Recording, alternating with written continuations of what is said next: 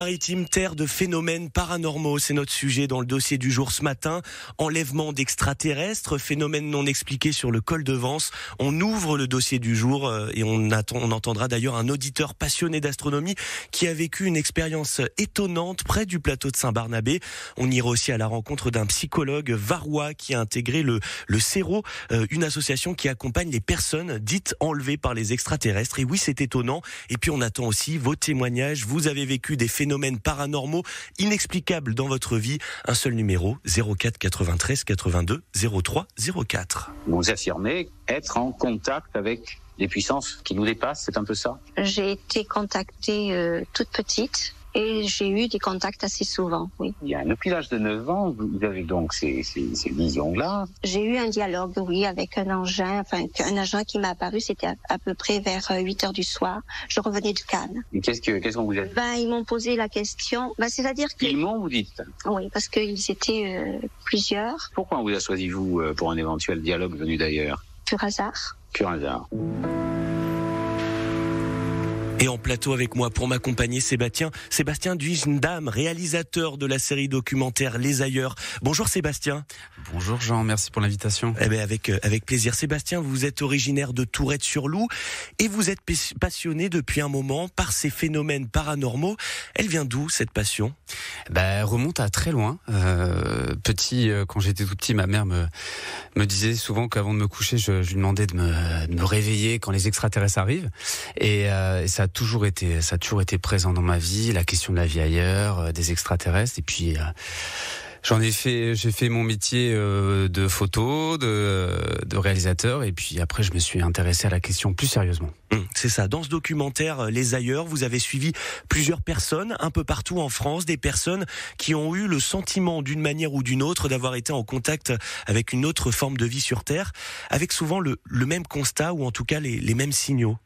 Ouais, c'est effectivement assez déroutant, assez troublant à entendre, mais il y a pas mal de personnes en France et dans le monde qui décrivent ce phénomène-là, et pour beaucoup d'entre elles n'ont absolument rien à y gagner, beaucoup à y perdre socialement, parce que c'est une parole qui est peu entendue par notre société et par l'entourage. Et donc je me suis intéressé à ces personnes-là. J'ai un peu mis de côté le côté extraterrestre est toujours très présent, mais l'angle avant tout il est humain. C'est ça, ce phénomène, ça s'appelle l'abduction, le fait d'être peut-être enlevé ou d'avoir un contact avec ces phénomènes paranormaux. Et vous l'avez dit, il y a toujours une forme de honte pour ces personnes qui ont eu l'impression, en tout cas dans leur vie, d'avoir vécu quelque chose d'assez insolite. Ouais, c'est apparemment pour eux un impact incroyable dans leur vie. Il y a un vrai avant-après, et donc comme pour tout type de transformation, c'est pas évident pour être entendu en tout cas. Et c'est vrai qu'à chaque fois ils décrivent tous un isolement social, une incompréhension totale dans l'environnement, et direct et environnemental, au niveau de la société. Donc c'est pas évident pour eux de cheminer dans leur vie, d'être entendus, et c'est pour ça que j'ai voulu leur donner la parole pour que ça puisse peut-être aussi les aider et être un peu mieux entendus dans notre société, on va dire, et plus largement, on va dire. Et concrètement, cette expérience, quand ils vous la racontent, elle ressemble à quoi? Ils ont vu quoi? Qu'est-ce qu'ils ont senti? Alors, il y a un dénominateur commun quand on s'intéresse à ces questions de contact ou enlèvement extraterrestre, parce que c'est un phénomène qui est assez large. Il y a parfois juste un contact, un message qui est reçu, qui est souvent lié parfois à une observation d'un engin dans le ciel au même moment ou un petit peu avant. Et après, parfois, ça va un petit peu plus loin que le contact et le message, et on rentre vraiment dans ce qu'on appelle l'enlèvement extraterrestre, où là, c'est un petit peu ce qu'on a pu voir dans certains films. C'est des personnes qui sont allongées dans leur lit et qui sont réveillées la nuit par des entités. Et donc là, il y a une stupeur totale. Et ces personnes-là sont transportées, ça paraît complètement fou, mais dans un vaisseau extraterrestre qui vient d'ailleurs. Et là, il y a différentes choses qui sont faites sur elles. Et ça, ce récit, en tout cas, il vous a été donné plusieurs fois par plusieurs personnes. D'ailleurs, dans quelques instants, on sera avec Alexandre qui nous a contactés, car lui, il a vécu une soirée assez mouvementée sur le col de Vence, avec un phénomène inexplicable. Ici Azur, 9h-11h, bienvenue chez vous. Chaque jour entre 9h et 10h, on parle d'un sujet d'actu qui vous interroge, on écoute vos histoires de vie. Et ce matin, le paranormal est au cœur de notre dossier du jour. Les Alpes-Maritimes et la Côte d'Azur, terre de phénomènes paranormaux. On en parle ensemble et on écoute aussi vos témoignages. On est d'ailleurs avec Ludovic. Ludovic, vous nous avez appelé car vous avez vécu une expérience assez insolite sur le col de Vence et vous vouliez nous la raconter. Oui, bien sûr. C'était en août 2016. Je faisais une soirée d'observation visuelle avec des amis sur le col de Vence, sur le plateau de Saint-Bernard-Bé. Bon, la soirée allait très bien, le ciel était magnifique. Puis sur les coups d'une heure et demie du matin, les amis sont partis. Moi, je suis resté sur le plateau, continuer à observer. J'étais en train d'observer percer, puis tout d'un coup, je sens comme une présence. En levant les yeux du télescope, j'aperçois sur ma gauche des grandes formes bleues, lumineuses. Du coup, je les regarde, je vois comme des grandes formes oblongues, longues, un peu comme des pupilles de chat. En rigolant, j'aime bien les comparer comme des grains de riz basmati géants, vous voyez. Le truc, c'est qu'elles étaient quand même assez grandes. Comme je suis plutôt un scientifique de culture, de métier, et de formation, au début, j'ai cru à un effet d'optique. Donc, je commence à réaliser ce que c'est quand tout d'un coup, il y a une espèce c'est pas évident à décrire, mais comme une vague de peur qui me percute au ventre, mais une terreur immense. Et dans ma tête, c'était faut que j'en aille, quoi. Si je m'étais écouté sur le moment, je pense que j'aurais laissé ma voiture, mon télescope, je serais parti en courant dans la forêt. J'ai essayé de faire semblant comme si de rien pendant peut-être une dizaine de minutes ou 10-15 minutes, je me rappelle plus trop. Alors les formes, bien entendu, elles bougeaient pas. La peur a fait que je me suis retourné une dernière fois pour voir, oulala, je leur ai tourné le dos, et là, pouf, plus rien. Ils avaient disparu. Vous avez cherché des explications depuis. Évidemment, c'est quelque chose qui fait cogiter, que l'on soit cartésien ou pas cartésien, que l'on croit peut-être à des présences ou pas. Ça vous a trotté dans la tête pendant un moment ? Oui, tout à fait. Et je vous avoue que ça me trotte toujours dans la tête. Parce qu'avant cet événement, je ne connaissais absolument rien au col de Vence, mais aussi au milieu, on va dire, de l'ufologie ou de autre. C'est quelque chose qui m'a jamais intéressé. Et et depuis, donc, je suis allé un petit peu regarder du coup sur le net en me disant mais qu'est-ce qui s'est passé ? Est-ce que ça ressemble à trouver des sources fiables, si possible, de choses similaires qui existent, effectivement. Puis c'est là que j'ai un petit peu commencé à voir que, il y a pas mal de gens qui disent avoir vu des choses plus ou moins étranges à cet endroit-là, au col de Vence. Par contre, j'ai le désir de savoir ce que c'est. Et donc, pour ça, j'ai besoin de retourner et peut-être revoir des choses pour pouvoir peut-être affiner mes observations et mes connaissances sur le sujet. Eh ben, merci beaucoup, Ludovic, d'avoir été avec nous pour ce témoignage. Sébastien Dugindam en plateau avec nous, réalisateur du documentaire Les Ailleurs. Les phénomènes paranormaux sur le col de Vence, c'est quelque chose qui revient assez souvent, ça vous en avez connaissance ? Ouais, le col de Vence, c'est un lieu assez incroyable et atypique dans notre région, qui est visité par des personnes du monde entier qui viennent sur le col se positionner en essayant de guetter des apparitions de vaisseaux extraterrestres ou autre chose. Il y a plein d'autres phénomènes sur ce lieu qui est assez fascinant selon les personnes en tout cas. Et là, on a bien senti dans le témoignage de Ludovic qu'il y a eu un vrai impact aussi dans sa vie. C'est-à-dire que depuis, il s'intéresse vraiment plus il est dans ce qu'il dit à ce phénomène-là. Et puis on a quelqu'un de très cartésien à l'origine, c'est-à-dire un scientifique, c'est ce que nous disait Ludovic, et pourtant il n'arrive toujours pas à expliquer ce qui s'est passé. Ouais, c'est ça. C'est en tout cas dans son propos, on sent bien quand même qu'il essaye avec ses outils à lui scientifiques d'analyser le phénomène, et c'est vrai que parfois ça dépasse un peu tout notre paradigme, on va dire, de pensée et d'analyse, et c'est là où on peut se retrouver un petit peu perdu face à ce phénomène-là. Et heureusement, il y a des personnes qui sont là et on peut partager notre expérience, et il y a quand même une communauté, il y a de plus en plus de personnes qui échangent autour de ce sujet-là, mais quand même ça reste pas évident, parce que souvent c'est quand même sujet à raillerie, à moquerie, et Donc c'est complexe. Et pourquoi ce lieu justement? Pourquoi un col? Peut-être parce que c'est un lieu naturel qui est un peu, comment on pourrait dire, qui n'est pas forcément entouré par la ville. On est vraiment dans un îlot de nature. Ah ouais, le col de Vence c'est vraiment très particulier. C'est-à-dire qu'on est quand même dans une région très montagneuse avec des montagnes parfois abruptes. Et là, on a un plateau exceptionnellement beau. Et c'est vrai que déjà de fait, au niveau de sa topographie, on va dire, c'est assez saisissant. Et c'est vrai qu'il y a une ambiance très particulière sur ce lieu-là, et partagée par les randonneurs et par plein d'autres personnes. Mais c'est vrai que on se l'explique pas. Il y a quand même quelque chose dans ce lieu vraiment atypique. Un sujet qui interroge. Ici Azur, le dossier du jour. Bienvenue chez vous. Subitement, il fallait que je me lève et que j'aille sur la terrasse.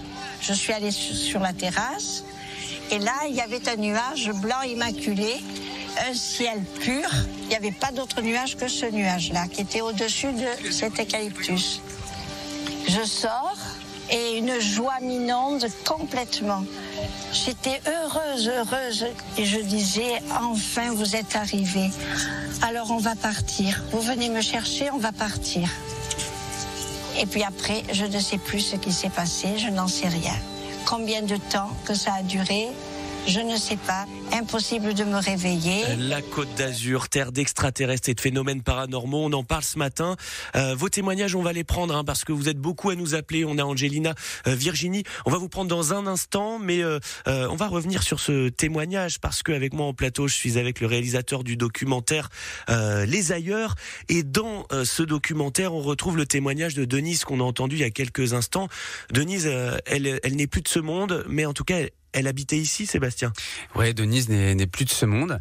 Durant le tournage de ce documentaire qui a duré pendant de nombreuses années, 7 ans. Malheureusement, elle nous a quittés durant le Covid. Et elle vivait à Golfe-Juan. D'accord. Ouais. Golfe-Juan. Et elle a été en contact, en tout cas c'est ce qu'elle dit, elle a eu cette impression d'avoir été enlevée par des extraterrestres. On peut dater les premiers témoignages, en tout cas, quand ça s'est passé pour elle? Ça s'est passé, là, ce qu'elle raconte, alors c'est un extrait, mais elle disait dans ce passage-là, en tout cas, que c'était une visite, on va dire, un contact durant son enfance, où elle a vu cet objet sortir du nuage, en tout cas, et elle a été inanimée pendant plusieurs jours, tel point que le docteur s'inquiétait vraiment sur sa santé vitale. Et elle est revenue avec un message, et puis ça l'a complètement changé. Elle a d'ailleurs développé dans sa vie un type d'écriture alien. Je ne sais pas trop comment on peut l'expliquer. C'est ça, en fait, elle se met en une disposition, elle reçoit comme une sorte d'appel à écrire, et puis elle écrit dans une langue étrangère. Alors, faut voir le documentaire parce qu'on est à la radio, oui. Mais dans le documentaire, il y a un passage où on peut voir un petit peu ces signes qui sont des sortes d'écriture un peu alien, et c'est assez frappant parce que son fils, qui vit aussi dans la région, a eu pendant un temps ce même réflexe d'écriture où il était comme habité, il écrivait dans une langue étrangère, et il y avait des sortes de messages comme ça qui lui étaient délivrés, et il fallait qu'il écrive. Et selon elle, sa mère aurait aussi été en contact avec des aliens, c'est ça? Ouais, dans le phénomène des gens qui se disent enlevés par les extraterrestres. Encore une fois, je dis les gens qui disent, parce que le but de ce documentaire-là, de cette série documentaire, c'est pas de prouver ou de réfuter, c'est juste d'écouter et de tendre, on va dire, l'oreille à leur histoire. C'est vraiment c'est assez dingue parce que souvent, ce qu'ils décrivent, c'est un phénomène plutôt générationnel, c'est-à-dire que on suit souvent l'histoire d'une personne qui dit en fait avoir été enlevée, et puis on se rend compte que la mère aussi, sa mère l'a été, et puis après l'enfant qu'elle a aussi a été enlevé. Donc on se rend compte que, et ça on le voit dans la série, on le voit très très bien, que les parents sont touchés, la personne et aussi les enfants.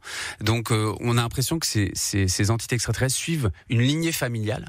Donc ça paraît complètement fou. Et on va en écouter d'ailleurs un extrait de Denise qui parle de sa maman.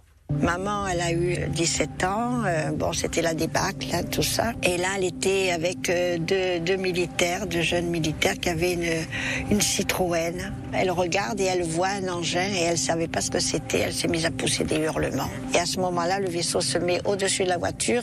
Elle était montée dans le vaisseau. Et là, ils l'ont inséminée, puis elle s'est retrouvée enceinte. Et alors c'est là où elle m'a dit, mais comment se fait-il qu'ils viennent et qu'ils nous prennent avec eux et après ils nous remettent sur terre? Elle m'a dit, pourquoi ils nous emmènent pas avec eux?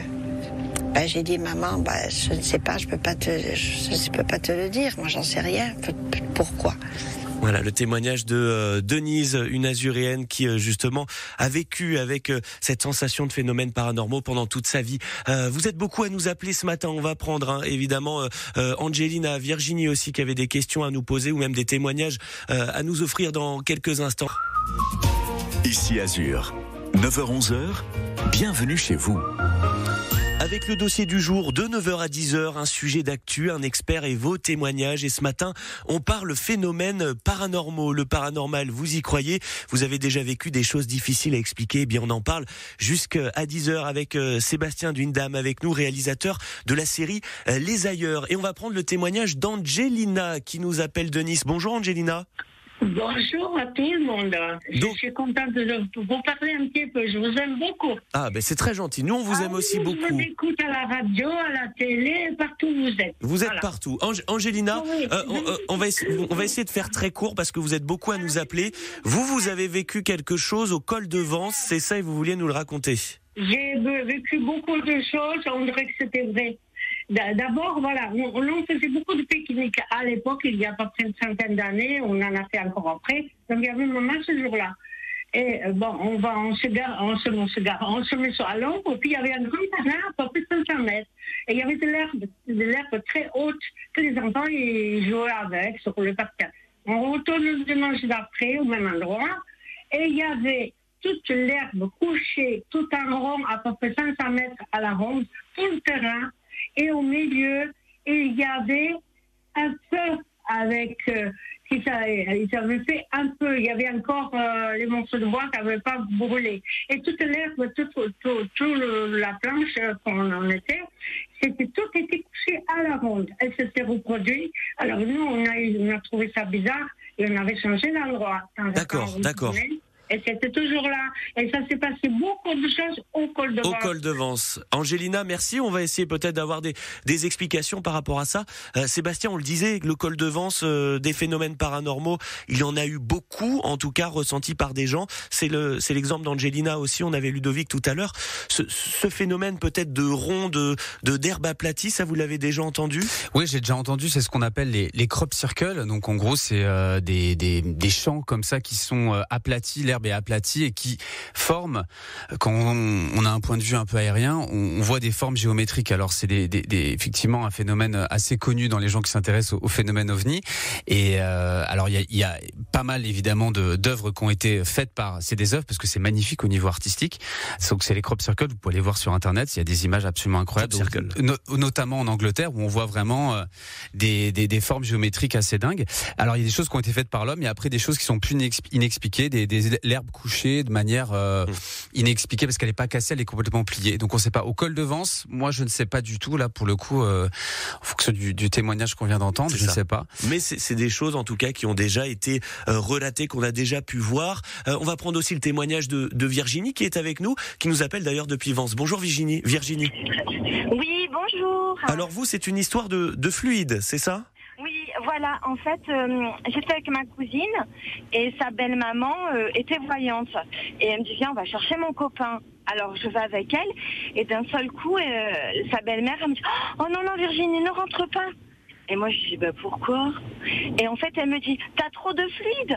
Oh non, ne rentre pas, tu vas boucher tout, t'as trop de fluide. Ah, je dis, mince, et je sais toujours pas ce que c'est le fluide. D'accord. Et puis, voilà, oui. J'avais 16 ans. Très bien. Et maintenant, j'ai 50 ans et j'entends des voix le matin. Et alors, je me dis, c'est le voisin qui a dû allumer sa radio. J'entends plein de voix comme si c'était la radio. Et puis un jour, je vais en vacances et je entends ces voix. Alors je me dis, mince, comment ça se fait que j'entends les voix? Les mêmes voix. Alors je comprends pas ce qu'on dit, mais j'entends plein de voix, un brouhaha, mais je comprends pas ce qu'on dit en fait. Et c'est à mon réveil le matin. Eh ben, écoutez, ça tombe bien Virginie, parce que dans un instant, on va entendre un psychologue varois, membre du CERO, une association qui accompagne les personnes justement qui font face un peu à ces phénomènes paranormaux dans leur vie, pour essayer de trouver des explications. Vous écoutez aussi, parce que c'est vrai que ça peut paraître assez étrange. Sébastien, le témoignage de Virginie, alors il peut paraître parfois un petit peu étonnant, mais c'est des choses réelles et plusieurs personnes justement ont pu faire face à ça. Par exemple, les voix. Ouais, bien sûr, c'est des choses qui peuvent arriver à certaines personnes. Même parfois, on peut entendre des choses. On se demande si effectivement c'est les voisins, comme l'a dit Virginie. On ne sait pas. On est tous face, tous. En tout cas, on a peut-être dans notre entourage entendu des histoires de personnes comme ça qui sont face à l'invisible et on ne sait pas trop effectivement quoi faire de tout ça. Je pense qu'il faut déjà, faire redescendre un petit peu tous les scénarios un peu dingues qu'on peut avoir en tête parfois et se rapprocher de certaines personnes. Parce qu'il y a des personnes, effectivement, quand ça devient un peu récurrent, il faut pas hésiter à les consulter. Je le dis vraiment souvent, je le dis vraiment avec insistance parfois. Faut pas se retrouver seul face à ces phénomènes-là qui peuvent après un peu déborder dans nos vies. Donc, faut pas hésiter à aller voir des personnes professionnelles qui sont prêtes à écouter. Comme Thomas Garofalo, qu'on va voir dans un instant, psychologue de la commune de Lorgues dans le Var, qui aide justement les personnes qui ont fait face à des événements paranormaux, vus comme une forme de traumatisme. On va l'entendre juste après ça. Ici Azur, 9h-11h, bienvenue chez vous. Le dossier du jour, un sujet d'actu, un expert et vos témoignages. Et ce matin, on parle phénomènes paranormaux. Et vous y croyez? Vous avez déjà vécu des choses difficiles à expliquer? Eh bien, on en parle jusqu'à 10h avec Sébastien Duindam, réalisateur de la série Les Ailleurs, série qui suit plusieurs Français qui ont été en contact de près ou de loin avec des présences inexpliquées. Et dans cette série, Sébastien, vous évoquez le CERO, une association qui accompagne les personnes dites enlevées par les extraterrestres. Et dans cette association, on a aussi des psychologues qui accompagnent ces personnes. Ça tombe bien parce que l'un des psychologues est varois et il est avec nous ce matin, Thomas Garofalo. Bonjour Thomas. Oui, bonjour et merci pour l'invitation. Avec plaisir. Donc Thomas, vous avez vu la série de Sébastien et derrière vous vous êtes dit, pourquoi ne pas contribuer et écouter les témoignages de ces personnes qui sont souvent isolées? Alors c'est exactement ça, c'est grâce à la réalisation de ce reportage que j'ai eu une forme d'envie et de grande empathie face aux abductés et ça a suscité chez moi le désir de me rapprocher de l'association. Vous avez déjà eu plusieurs patients? Oui, tout à fait. Alors moi ça fait 8 mois que je suis dans l'association et on va dire que j'ai eu plus de 15 appels. D'accord, ah oui quand même. Comment ça se passe justement? Est-ce que vous avez l'impression que les témoignages sont similaires ou c'est complètement différent à chaque fois? Alors j'ai envie de répondre oui dans les deux cas, c'est-à-dire qu'il y a un scénario un petit peu classique dont Sébastien a déjà pu parler. Et puis il y a aussi des discours qui sont totalement différents avec des rencontres qui peuvent être d'ailleurs plus bienveillantes. C'est ça. Vous, il me semble qu'au départ, vous étiez plus près, en tout cas, de la psychologie, plus près des personnes âgées, des personnes retraitées. Qu'est-ce qui a fait que vous avez voulu vous intéresser à ce phénomène-là, ou en tout cas à ces pathologies-là? Alors c'est vraiment la réalisation des Ailleurs qui m'a fait avoir cette prise de conscience, comme je le disais. Je continue par ailleurs le CERO c'est une activité bénévole, donc je continue à travailler par ailleurs sur d'autres champs, notamment en pédopsychiatrie. D'accord. Et donc ça vous a apporté depuis? Est-ce qu'il y a des choses justement qui font que vous avez encore plus d'intérêt pour ces personnes-là? Oui, tout à fait, parce que leur discours est tout à fait troublant. Comme je le disais, je travaillais en psychiatrie et on est habitué à être face à des formes de délire. Et là, je peux vous dire que les abductés ne sont atteints d'aucune psychopathologie connue. Il y a des éléments cliniques qui permettent de le justifier, notamment le fait qu'ils remettent souvent en question leur expérience, ils cherchent à comprendre. Dans un délire psychotique, par exemple, il y a une adhésion totale au délire. D'accord. Ah ouais, d'accord. Ça montre bien en tout cas que ce sont des personnes tout à fait conscientes. Merci Thomas d'avoir été avec nous pour ce témoignage. Oui, merci à vous et j'aimerais du coup en profiter pour passer un message. Oui. Dire à toute personne qui a vécu justement des événements extraordinaires qu'ils ne sont pas seuls, ils ne sont pas fous et vous êtes les bienvenus au CERO. Donc rendez-vous sur internet cero-france.com et osez passer le pas, ne restez pas isolés parce que comme le disait Sébastien, il y a un vécu d'isolement énorme, presque j'ai envie d'appeler ça un double traumatisme. le traumatisme de l'expérience en elle-même et l'impossibilité de pouvoir en parler à ses proches, à sa famille, à ses meilleurs amis. Bon, ça c'est une très belle conclusion. Merci Thomas d'avoir été avec nous. Sébastien, évidemment, ça résonne tout ce qu'a dit Thomas. Il est psychologue, il s'intéresse aussi à ces personnes, l'isolement, sortir ces gens de l'isolement aussi. C'est important. Oui, c'est fondamental parce que parfois sont vraiment perdus. Puis là, pour le coup, psychologiquement, il peut se passer aussi une forme de dépression aussi, de pas être entendu. Et encore une fois, face à l'extraordinaire, à l'impossible, c'est pas évident d'essayer de trouver comme ça des repères. Et c'est pour ça que des personnes qui les accompagnent, c'est une démarche vraiment très très importante pour la personne. Et en tout cas, le Séro m'a beaucoup aidé, moi, parce que c'est pas évident de trouver des personnes. Au début du sujet, j'ai voulu forcément trouver des personnes. C'est pas évident. J'en ai on va dire casté une quinzaine. Et le Séro m'a beaucoup aidé, en tout cas, pour les trouver. Et c'est une association qui est très sollicitée par pas mal de médias, parce qu'évidemment, beaucoup de médias essayent de moquer un petit peu ce phénomène-là. Et en tout cas, merci en tout cas d'en parler sérieusement. Aujourd'hui, c'est vraiment appréciable. Et ils font un travail assez extraordinaire, le Séro, et je les remercie pour m'avoir aiguillé, accompagné aussi dans ce sujet. Et voilà, ils font un sacré travail. Sébastien Duindam, réalisateur de la série Les Ailleurs, qui s'intéresse aux personnes qui ont été d'une manière ou d'une autre dans leur vie en contact avec des phénomènes paranormaux. Dans quelques instants, on va prendre le témoignage de Patricia qui nous appelle de Villeneuve-Loubet, qui elle aussi a vu des choses assez étonnantes. Ici Azur, le dossier du jour. Bienvenue chez vous. La Côte d'Azur, terre d'extraterrestres et de phénomènes paranormaux. On en parle ce matin jusqu'à 10h avec Sébastien Duindam avec nous, réalisateur de la série Les Ailleurs, qui s'intéresse à ceux qui ont vu de près ou de loin ces phénomènes. Et on prend aussi vos témoignages. On a notamment Patricia qui est avec nous. Bonjour Patricia. Vous nous appelez de Villeneuve-Loubet et vous avez vécu en tout cas un phénomène paranormal autour justement des ovnis. Tout à fait. J'étais sur le chemin de la Costière, sur un petit vallon, un petit chemin en vallon, et c'était en 1980 à peu près. J'ai vu un appareil qui était juste au-dessus de moi. Ça faisait pas de bruit. Il y avait 3 lumières, un triangle, et je me suis dit c'est pas un avion, c'est pas un hélicoptère. Et resté quelques secondes au-dessus de ma tête, en immobilité, et d'un seul coup je l'ai vu partir, mais à une vitesse terrible, quoi, comme une fusée. Et je l'ai vu plus loin, voilà. C'est ça. Et c'est vrai que ça vous a toujours étonné, puisque derrière on y repense, on a peur aussi peut-être de revoir le même phénomène. Sébastien, ça interroge, mais ça c'est, on l'a dit, on a eu plein d'auditeurs ce matin. En fait, ces phénomènes, ils apparaissent souvent chez les gens. Ouais, c'est chez les gens, ça peut être de jour comme de nuit. Donc et puis on est là, madame, en tout cas Patricia décrit vraiment un phénomène assez proche. Donc ça, ce qui est quand même assez incroyable. Il y a une terminologie, rencontre du premier type, deuxième type, troisième type, pour montrer un petit peu l'éloignement et la proximité en fait du phénomène. Donc ça a été classifié, catégorisé plutôt.